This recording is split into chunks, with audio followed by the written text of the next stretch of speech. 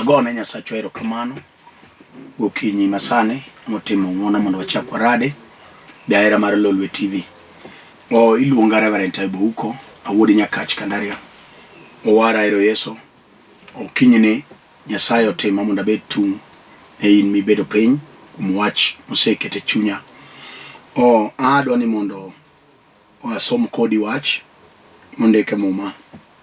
Ka in gi kalam inyalo ndiko, ka in gi muma be inyalo elo. Mondo isom koda e kitabu mar Ruothi mar 2 auchiel. Abiro soma achiel matindo tindo nyaka 7.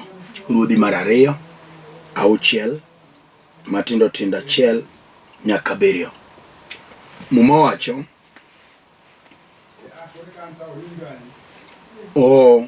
oganda mar jonabi nowacho ni Elisha niya, kama wadake kodi ne tin wahewo, we wadhi aora Jordan mondo ng'ato ka ng'ato otong' yien wagergo udi.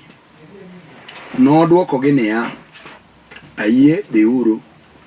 To ng'at achiel kuomgi nokwayo Elisha ni yedhi kodwa, mino yie modhi kodgi.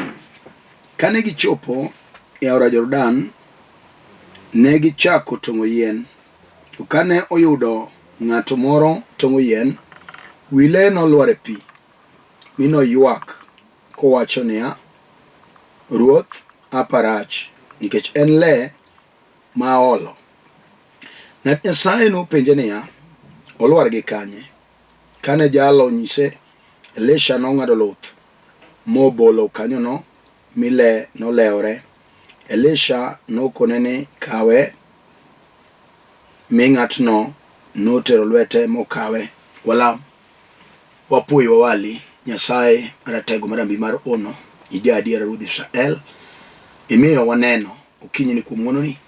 Nyasaye iseketo thuolone mondo jogi owinj kuomi. Erokamano Ruoth Israel. We Roho mari maler ochung' e tok wachni kimiyo wawinjo makare, kichalamo ka yie nying loch mar Yesu Kristo. Amen. Awacho ni iluonga Reverend Ayub awuok Nyakach Kandaria. Ikinde ni ane piny Nairobi, kamoro ni Kibra. Kanya ma watie tich Nyasaye. Okinyi masani Nyasaye otima mondo abed tung' ne in ma iyudo thuolo mondo ibed e wang' Nyasaye. E kinde makama ji nigi weche mang'eny manyalo tamo ng'ato mondo kik winj wach ma Ruoth osepedho piny okinyi kuom ng'wonone mondo wawinji. Endo sane minyayudo ka chapni ng'eny. En chieng' Sabato, wan gi joma osewuok, wan gi ng'at moseikore ma dwa wuok. Kawe thuolo ni matin kapok iwuok mondo iwinj wach ma Ruoth oketo piny. Kata idwa dhi e tich, kata idwa dhi ohala, kata idwa dhi e liel. Yor thuolo manok mondo iwinj wach ma Ruoth Nyasaye ochano kinyini. Achuo dhoga kuom wach mondike mar Ruothi mar 2 auchiel 1 matindo nyaka 7. Mumocho ni oganda mar jonabi nowacho ni Elisha ni kama wadake nok. To gikwa janabi Elisha mondo oyienegi gidhi aora Jordan gitong' yien, nikech kama ne gidake ne tin. Elisha noyienegi mondo gidhiyo. Kata kamano achiel kuomgi nokwayo Elisha ni mondo ka janabi oyie to gidhi kode. Gimomiyo achiel kuom janabi noyudo rieko mar fwenyruok mondo gidhi gi Elisha en ni ne ging'eyo wir mane ni kuom janabi Elisha. Namba 2, ne ging'eyo ni ka gidhi kendgi nitie weche ma ji joradgo kodhi mondo many gimoro mondo duoggo. Wan gi wasigu ma ok yie mondo ng'ato dhi mayud gir lwete moduoggo. To ka Elisha ne nie diergi, Elisha ne represent Nyasaye. Koro ne gineno Nyasaye. ne ok gineno Elisha kaka dhano kata kaka janabi, to gineno Nyasaye mondo dhi kodgi ka chung' e diergi, ka gidhi manyo gir lwetgi mondo giduogi gigergo kargi mar dak. Muma wacho niya, we wadhi aora Jordan mondo ng'ato ka ng'ato otong' yien wagergo udi. Nodwokogi niya, ayie dhi uru. To ng'ato achiel kuomgi nokwayo Elisha ni yie idhi kodwa, mi noyie modhi kodgi. Kane gichopo aora Jordan, ne gichako tong'o yien. Duong' odog ne Yesu. Achiel kuom oganda jonabi rieko obirone. Adier, janabi toseyie mondo wadhi aora Jordan mondo wang'ad yien waduog wagergo udi kata kar dak. To rieko donjone ni ok onego wadhi kendwa. Gimomiyo kawuononi ji mang'eny osefel. Ng'ato nyalo dwaro dhi kamoro, kata ng'ato nyalo bedo gi vision, to ok onyal realize vision mare, kata ok onyal tunde vision mare kata fwenyruoge, nikech wuoth rabora. To i wuoth mondo ng'ato otunde fwenyruoge, nitie gode gaore ma ng'ato biro kalo. To ka Nyasaye onge, tibiro yudo ni gik mane mbele nego nyalo tame, kata oneno kamonego gige kaloka cha, to gik mane mbelene nyalo tame, matame tunde vision mare. Osetimore ne ji mang'eny. Gima nyalo tamo mano en ka ng'ato wuotho gi Nyasaye. Ka ng'ato wuotho gi Nyasaye, nitie weche matek ma dhano nyalo radogo kochomo yudo gima ber. Nitie weche matek ma nyalo geng'o mondo kik ng'ato rad gi gire.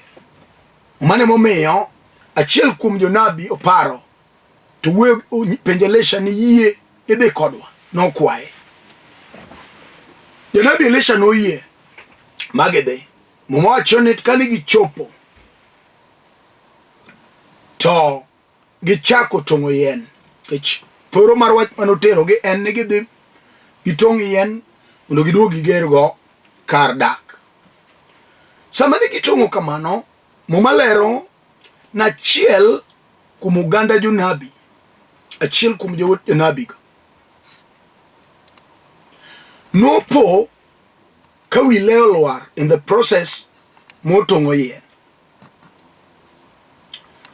Muma wacho niya, to kane oyudo ng'at moro tong'o yien, wile nolwar e pi moywak kowacho niya, Ruoth, Hapa Rach, nikech en le maol. Ujumbe madwa na wuoye, kata thoro mar wach mawinjo ka Ruoth thoronga mondo wuoye kodi, en hawi marach. Hawi marach. Ji nowuok, oganda jowuot jonabi owuok. Ne gin oganda mar jonabi kata jonabi. To sama gichopo River Jordan, tachiel kende koyudo gitong'o. Ng'ato ka ng'ato odich tong'o mare, mitong'o ne ma ang' idoggo. To achiel kuom oganda jonabi, wile opudhore to olwar e pi. Wile, wawuoye wile matin mondo wawinjre kodi. Wile ema tong'o, ene mong'eto, ene mong'ado yien, wile.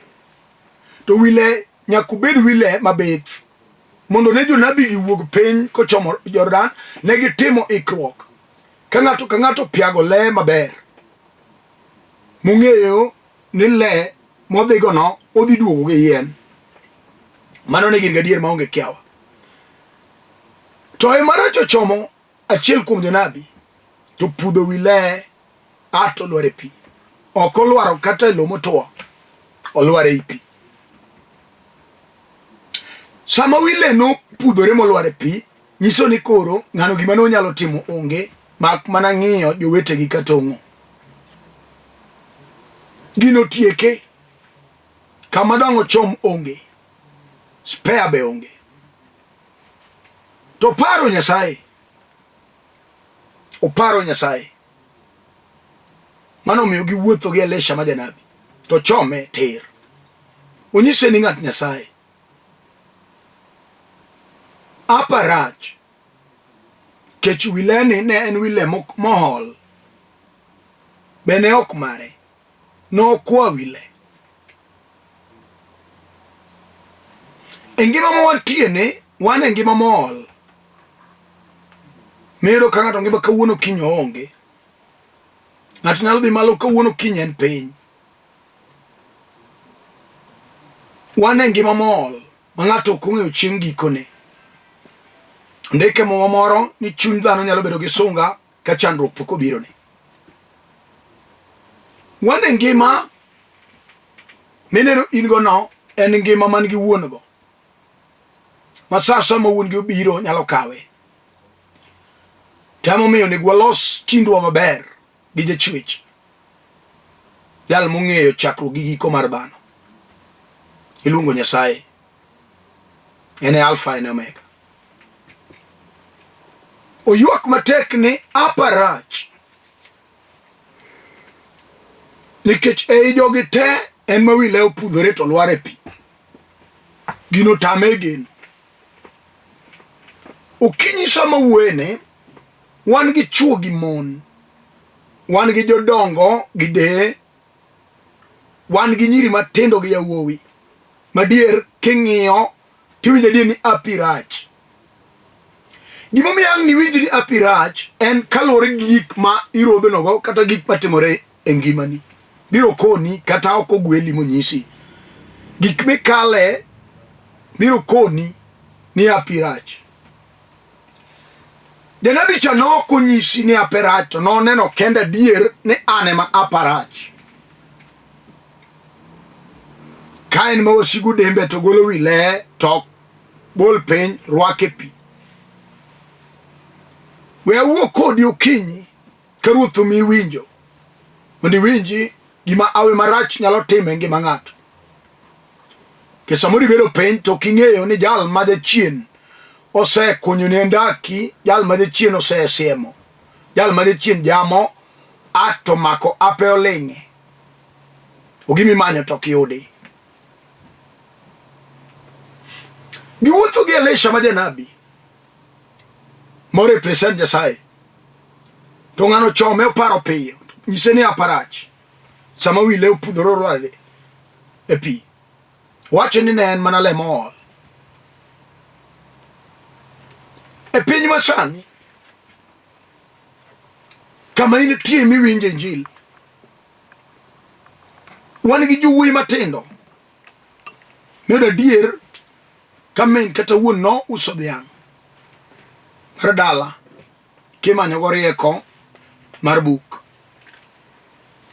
No uslo kitere gi sikul. Ukata kamano, awe marach be noluwo toke. Makuma nodhi mondo som, norado gi weche ma ok notere. Amaro somo be nosomo maber, o graduate. Kata notimo diploma, kata degree. Joma nosomo go te, kawuono tiyo, en jachien omako kalatese genje, okete otimo tije matek mag chong' mag ondelo, mag mijengo. Nowacho kisungu madongo kar mijenge site, kumudo nyoyo gi nyuka. Okawacho rach, gimitimo no to pogore gi gima ne somo, ino level ni okalo kanyo. Awe marach nyalo miyo dhako moro sani gokinyi sama wuoyi tedne jaduong' moti malekegi onge machalo thoromoni, kech osetemo mondo yud ode. To dhako ma Hapa Rach en chuo moseyudo abich, kama odonjo to dichuo matho, dhako magalagala makore kech. awe marach nyalo timo dhako moro kamano. Dhako makech chuo osetho kuome 4.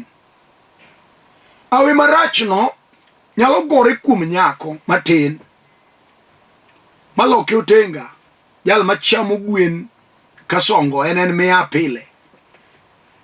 Oweno chamo ra kare ape marach. Usetedo kuonde 6 within 1 year. Kamutede ubedo 2 months, dweche 2 oseriembe. Gima time no en awe marach. Ber tije ber mar wang' mineno gi oko. Gimodak e chunyi mar awe marach no ok bi yieni. Tamien muwuoyo kodi. Kamidonje to kisebedo matin to nyisi ni ai ka ok iromo. Meru kifunda kata onge gimotimi samoro bi fundoni. Wan gi joma apgi rach ma jochiende no ywa handbrake mar nyuolgi mochalo dhako mogo iye plasta. Onge ber moneno. Wach momiyo dichuo nyo pime gi guok. Amoro sama wuoye ni in gi nyieki. Kech jochiende mag awe marach oywa ni handbrake e nyuol. Kata ine keny. Ne chako maber kunyiero. Kawuono chuny mar koso nyathi osemi winjo weche. Oseyanyi. Amoro dayo ni malo luongo wuode in miwuoyo kuomi ne topic. Penyo to wuoda ne ikawango. Ne ikaw wuoyi wadu koso. Machamo tekre ni tiekone. Sami wuoyo kuomi kamano. Gima timi no ok timi ni mori. En gimorado kodi e dongo. Ke chimbe ne in gi tumaini. Ichieng' ne nyuol nyathini kete dalano. Awe marach no tami sama wuoyo kodi ni. Gino duoko simbo di piny. Kata ne ya ne jaber. Kasunga no maki. Sama wuoyo ne ogolo gudi e wi. Oluari e buru. Iwinjo di chuo. Ukinyi wan gi chuo ma apgi rach. Makatutiyo to washigu mag awe marach mag kongo gore kuome. En jal ma kata kochamo misara pesa rumo te e ba. Mochako kol gowi en gi buk monde indiko ne nyaka gowi mar kongo. En jal machalo taya dalagi to mini yuak wuon be yuak ka gigonyore pado gena chiel mar dala jochiende omako mag awe marach mag kongo mag mer. To be en gir kwaro, en gir remo, en kongo mar oyare mar modhno mano lamne. Amoro seketho ni tich ta wuoyo kodi okinyi kuom awe marach. En kongo mose madhi momi riembo mon weyi mani kech kongo. Kisemer mwacho ni tok mer onge rieko. Mer en mana fu. Ukinyi ruoth oketi mondo winj wach milero sani kuom awe marach manyalo gore kuom ng'ato. Ni ya piny kiber. Gimogore kuomi no iluongo ni awe marach. Kata ni temo somo nyako. To somo no otami. Kech awe marach. Nyithiru te osomo in midong. Sama wuoyo kodi ni gino wiro kodi.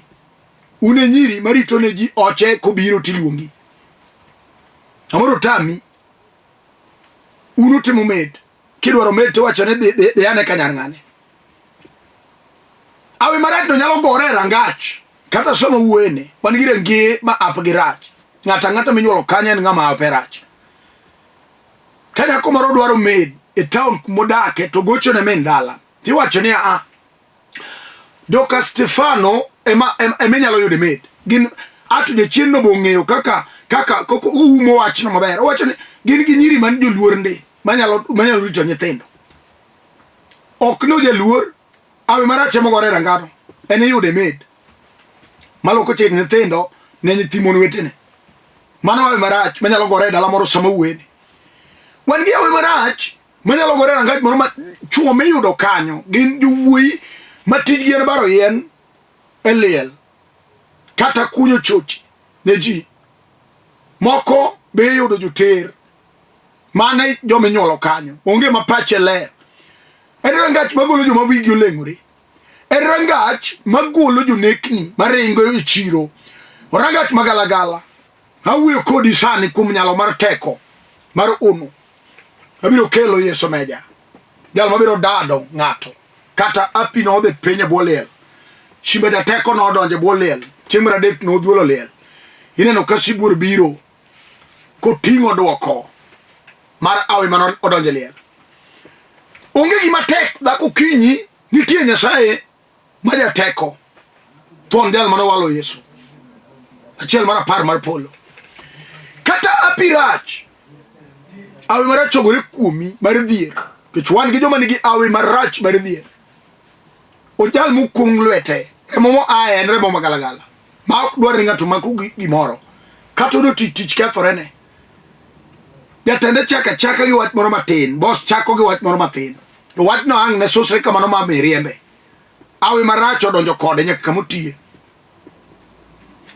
wan gi ji ma apgi rach kata ibede dichuo isete mondo idhi ibed kata gi odi yude ot mibaro yen mochwaki nikech api rach wan gi awi marach ma komako nyako en odhi to bayo osombo nyithindo kokelo dalagi mano awi marach ogore kuome sama uwe kodine nyithindo sepanga bich samoro gin adek to kinono maber tedo kawuonegi to pogore moro nyuolo gi mikamba moro nyuolo gi miluya moro be nyuolo gi jaluo awi marach ogore kuomi isego kwano samoro idwa ng'iewo lomo idhi dak kendi jal ma peracha dier kata ki imbe ke ng'iori tiwinjo dier ka nitie tipo moro maluwi mochung'e toki modagi monyono piny mandakore wacho ni atieno to kwa biwe mondo bede ode gi kwe kato bed awi ma ng'ato nonego dhako gi le samoro no bete gi beto tieno kech wan gi chuo ma wigi obe mdim ma wigi wach moko node mon gutieno kano semer samoro omadho nyasore mar kwaro ma kwar gi nowene molamone en konido to neno kwar gi nokabiro gutieno meye puga sama wuene dichuono mon ringo nikech ape rach en denek dal monuse nekore mono luwe kanyo ukinyi biro wuok kodi kuom nyalo mar teko kuom jal mabiro duogo api sani kati winjo ka en gima tek ma ok nyalre dhako kado bed awe marach minyuolo nyithindo to tho kisoni chamo ni nyithindo nitie Nyasaye achiel mar apar mar polo shimba kayo daga maler mar Israel Yesu mano wal bade teko timo chuma kato kinyi awinjo onone okodeore kati temo mano ala togore piny chwan gi joma lwetgi gitamo ala ok no ala motamo gitamo ala chwan gi joma lwetgi otamo ala en ala ochako ala man gi ndulme mochake matin wuotho to gore piny oande no podhoga uchiendo tame marawe marach en ochamo nyaka nyinyo en motamo ala kata kochako mena to mena ne michamo breakfast kudhiambo ape rach otamo ala no kata awe marach no otamre ni onge ng'ama somo dala kata dala ni kanyo jaduong' ini nyuolo joma weye aboro moko be weye e klas 4 to chom kod gi charan moko chom kod gi randa wan gi Nyasaye manyalo loko awe marach no mi ne adier ka imbe di university chomo rangai sani wach milero se teme moyud no ngima otiyo kawuono ka ang' mi chunyi dwar be wad adier ane anyuolo nyithindo ma apgi rach kata sama wuoye kodini kes lich uchiende uketo kes nyoko koyal kes mar nyako maduong' amoro gi nyiri madhi katedo te iriembo duogo dalani iseiko wagogni 2 kata 3 gin gitie bache kure ma jochiende uketo gi gitie awe marach no oluwo gi mogolo gi skul amoro golo gi katedo ke chuny migogo dagi mane be otho kanyo ma waigi embe no otemo tedo tame wach momiyo no otho oko marangach ringre manoiki ineno gudhiambo kokel maiti to pi wang'e golo pi gima timo migogo no otho kaletne ok ochope dwaro mar chunye no sama no ike tok dala ringruok ema no iki chuny no wiro duogo sane chieno nyako ka nyako moik bieche dala no en be nyako go e wach manotimore kanyo mano awe marach miwuoyo go kinyi sani mwacho ni achiel kuom jonabi no go koko matek ni Hapa Rach kit ne en le mokwa aluoro Nyasaye ma wane nyime okinyi wange lesho penyo no lwar gi kanye okinyi ni kama api no lale mone ginge kata jaduong'uru no wuoyo kuomi no wacho weche mag kuong mag tora ato no seto odonjo liel to donjo gi api nitie Nyasaye sani gokinyi makang ni fweny kama ne api olale kama ne wile olware gima mora ge janabi cha no ng'eyo kama wile olware sama no elesho penjeri to lwar kanye to siemo kata ini nyalo siemo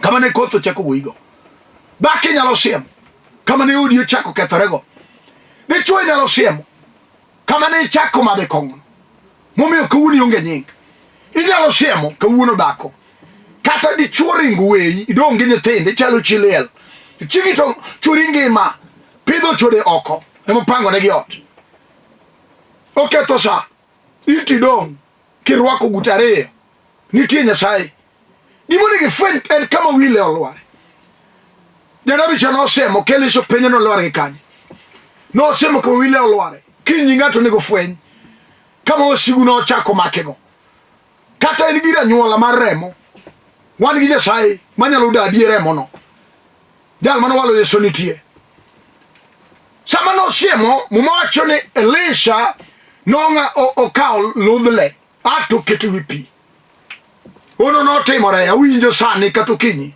ono nego temre ne gato sani kata awi no donje buona mpiny thuonde ame kata api no donje liel nitie ono monego timre Elisha no ngado wile ongado ludhle oketu chingo no gono ne ka wile leo malo mari no mane kata en kuong na mama no kuongi tamoro en mela mane chako kidongo wan gi nyiri mana wach ni ginok ne gitedi no sungore ne chuo sama wuoyo kode no diwo ngama mak bade onge odong en migo kdala irwa gere simba kechwat mana wacho ndiki engechi 18 matin 27 ni lep ni giteko mar ngima kod mar tho gimi wacho no timora tima kawuni nyalo dage dhako ni nyithindi manyiri nyaka nyuom kech wan gi awe marach miyudo kadala nyiri te okaw lon min no be poko nyuom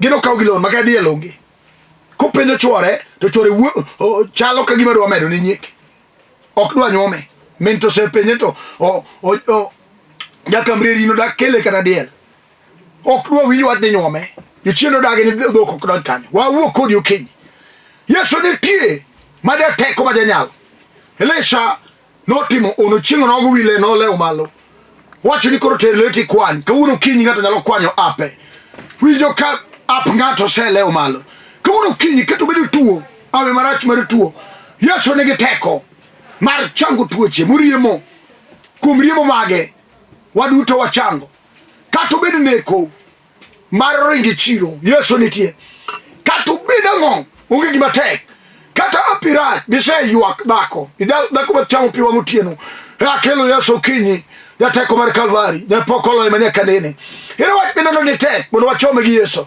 iseteme gi lamo iseteme gamadha gamuonya iseteme gi misuma kata obedo tuo mano guro kata obedo tuo mar meningitis kata obedo tuo momako pare nyingi Yesu Kristo ma jateko tiga bedi malo kama initie tu ne wachomo ter gi Yesu kata obedo awe marach ma in kama idhi tok dwari wachome gi Yesu ja Nazareth kata obedo awe marach mar kes meyalo wan gi Yesu shima jateko kata obed kes mar lo medi nolaro lo kanyo ma ji ogore Yesu jateko nigi loch kume tiga bedi kama initie kawuono Yesu nitie nyalo timo ni mane ono Yesu nitie kata Hapa Rach okodewre kata nonyuoli oke simba kama idonje onge no riembi oke lo Yesu nigi teko manyalo dugo api no kendo hawinjo ono madwa timore ngato wang' ne tere lwete makama katili sani gokinyi kitimo badi katigo chonge piny mondo alam kodi Nyasaye mar teko mar nyalo tiga badi kama intie Nyasaye ma jateko